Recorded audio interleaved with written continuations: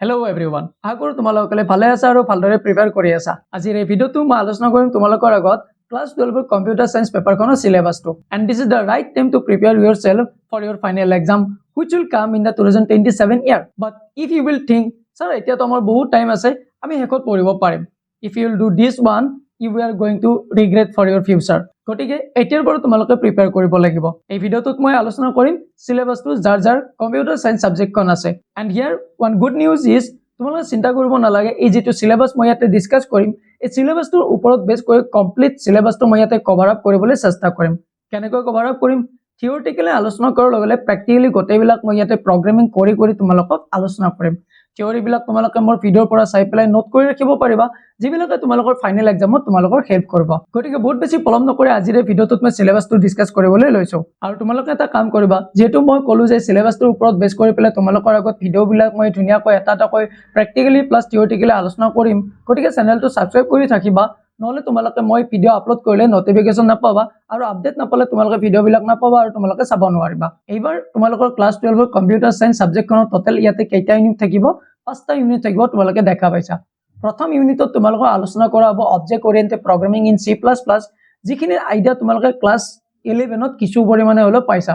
যদি তোমালোকে ভালদৰে মনোযোগ দিয়া নাছিলাও তোমালোকে চিন্তা কৰিব নালাগে ইয়াতে মই গোটেইখিনি বেসিকৰ পৰা আলোচনা কৰিবলৈ চেষ্টা কৰিম আৰু সময়মতে গোটেই সিলেবাসটো কভাৰ আপ কৰি দিম যাতে তোমালোকৰ ফাইনেল এক্সামত বহুখিনি প্ৰকাৰে হেল্প হয়। আৰু তোমালোকৰ ইয়াতে মই সিলেবাসটো আলোচনা কৰাৰ আগত এইটো কৈ দিছো তোমালোকৰ থিওৰি মাৰ্ক 70 হ'ব আৰু 30 মাৰ্কস তোমালোকৰ কি থাকিব ইয়াতে প্ৰ্যাকটিক্যাল থাকিব যত তোমালোকে প্ৰ্যাকটিক্যালি গোটেইবিলাক কৰিব লাগিব প্ৰগ্ৰামিং হিচাপত কিবাকিবি কৰিব দিব। 70 মাৰ্কস তোমালোকৰ থিওৰি আহিব। ফাৰ্স্ট ইউনিটটো হ'ব অবজেক্ট ওৰিয়েন্টেড প্ৰগ্ৰামিং, নেক্সটটো থাকিব ডাটা ষ্ট্ৰাকচাৰ, তাৰ পিছত থাকিব database management systems and SQL, next 4ত থাকিব তোমালোকৰ বুলিয়ান এলজেব্ৰা এন্ড 5ত থাকিব তোমালোকৰ networking and open source software. এতে তোমালোকৰ সকলোতকৈ লাৰ্জেষ্ট সিলেবাসটোৰ ভিতৰত হৈছে unit 1 to object oriented programming ইয়াতে টোটাল 30 মাৰ্কস আহিব। ইয়াতে তোমালোকৰ যদি এবাৰ তোমালোকে এই অবজেক্ট ওৰিয়েন্টেড প্ৰগ্ৰামিং চেপ্টাৰটো বুজি পোৱা ইউনিটটো বুজি পোৱা তো ইউনিট 2 টো বুজাতে তোমালোকৰ বহু বেছি অসুবিধা নহব। আৰু যদি তোমালোকে ইউনিট 1 টো মনোযোগ নিদা ইউনিট 2 টো তোমালোকৰ বহুখিনি খেলিমেলি হোৱাৰ চান্স থাকিব পাৰে। But you no need to worry মই তোমালোকক ইয়াতে ষ্ট্ৰাকচাৰছ ফৰমেটত গোটেইবিলাক ইয়াতে আলোচনা কৰিম। তোমালোকে বাস চেনেলটোত আপডেট থাকিবা ঠিক আছে। ইউনিট 1ত অবজেক্ট ওৰিয়েন্টেড প্ৰগ্ৰামিংত তোমালোকে কি শিকিবলৈ পাবা মেইনলি ইয়াতে C++ ৰ ওপৰত সিলেবাসটো ডেভেলপ কৰা হৈছে। তো সিলেবাসটো C++ প্ৰগ্ৰামিং ল্যাঙ্গুৱেজৰ ওপৰত থাকিব। তোমালোকক ইয়াতে আলোচনা কৰা হ'ব বিভিন্ন ধৰণৰ ডাটা হাইডিংৰ কনসেপ্ট, ক্লাছ আৰু অবজেক্টৰ কনসেপ্ট ইয়াতে আলোচনা কৰা হ'ব। লগতে তোমালোকৰ ইয়াতে মই মাত্ৰ কৰো ক্লাছ আৰু অবজেক্টৰ ডাটা মেম্বাৰ ফাংচনৰ বিষয়ে আলোচনা কৰা হ'ব।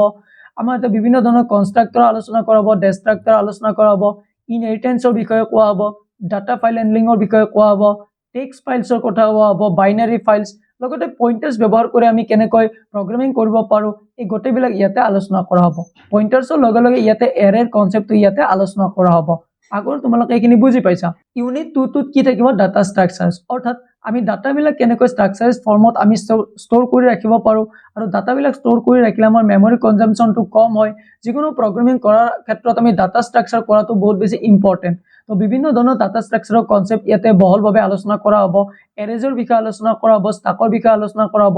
এৰেজৰ ওপৰত বিভিন্ন ধৰণৰ থিওৰিটিক্যাল কোৱেশ্চন আহে, ষ্টাকৰ ওপৰতো কোৱেশ্চন আহে, বিভিন্ন ধৰণৰ ম্যাথমেটিক্যাল কোৱেশ্চন বিলাক আহে। এই গোটেইবিলাক মই তোমালোকৰ আগত আলোচনা কৰিবলৈ চেষ্টা কৰিম। নেক্সট ইয়াতে কিউৰ কনসেপ্টটো থাকিব ৰাইট। এই তিনিটা তোমালোকৰ ইয়াতে ডাটা ষ্ট্ৰাকচাৰৰ ভিতৰত থাকিব এৰে, ষ্টাক আৰু কিউৰ ওপৰত।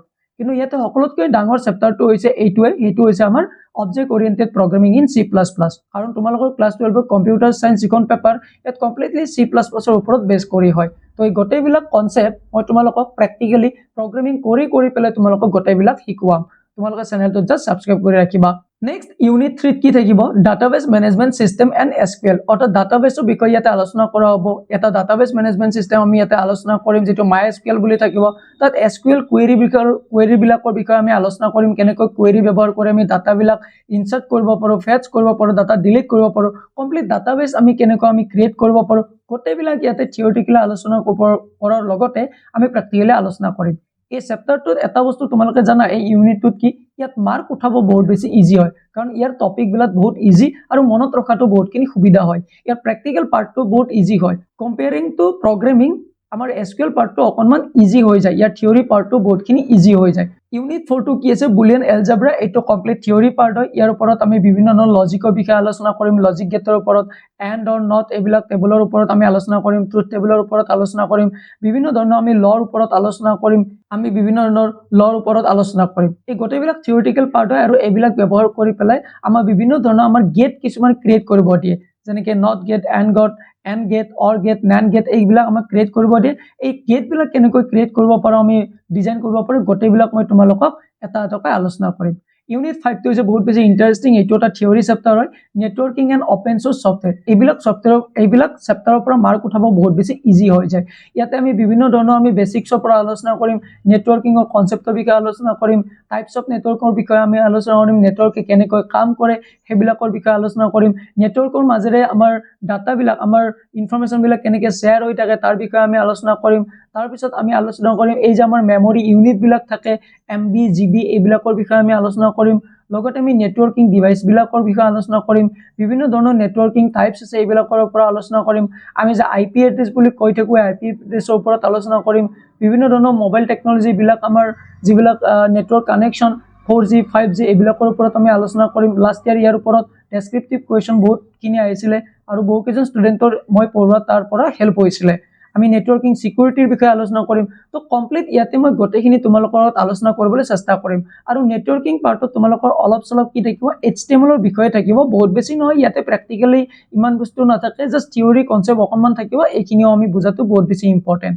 তো ইয়াৰ ভিতৰত এই 70 মাৰ্কছ ইয়াৰ পৰা থিয়ৰী আহিব আৰু 30 মাৰ্কছ তোমালোকৰ প্ৰেক্টিকেল আহিব। প্ৰেক্টিকেল ক'ৰ পৰা দিব, তোমালোকৰ এই প্ৰগ্ৰামিং চেপ্টাৰ যিটো থাকিব, প্ৰগ্ৰামিং ইউনিট যিটো থাকিব, ইয়াৰ পৰা তোমালোকৰ প্ৰেক্টিকেল কৰিব দিব আৰু ইউনিট 4 ডাটাবেছৰ পৰা তোমালোকক প্ৰেক্টিকেল কৰিব দিব।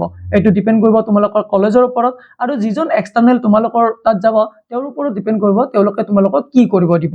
আশা কৰোঁ তোমালোকে চিলেবাছটো বুজি পাইছা। যদি কিবা তোমালোকৰ ডাউট থাকে মোক কমেণ্ট ছেকশ্যনত জনাবা আৰু কমেণ্ট ছেকশ্যনত এইটোও জনাবা যে এই চিলেবাছটোৰ ওপৰত তোমালোকক কনচেপ্ট প্লাছ গোটেইখিনি মই ডিছকাছ কৰিব লাগিব নে নালাগে। মই কমপ্লিটলি ৰেডি হৈ আছোঁ তোমালোকক এই গোটেই চিলেবাছবিলাক প্ৰেক্টিকেলি এটা এটাকৈ প্ৰগ্ৰামিং কৰি দেখুৱাৰ লগতে থিয়ৰী কনচেপ্টবিলাক শিকোৱাৰ কাৰণে। জাষ্ট তোমালোকে মোক কমেণ্ট ছেকশ্যনত জনোৱা যে I should continue this playlist or not. I hope তোমালোকে এইখিনিৰ দ্বাৰা বহুতখিনি হেল্পফুল হ'ব। তো আজিলৈকে বাৰু এইখিনি এৰিছোঁ মই। ধন্যবাদ।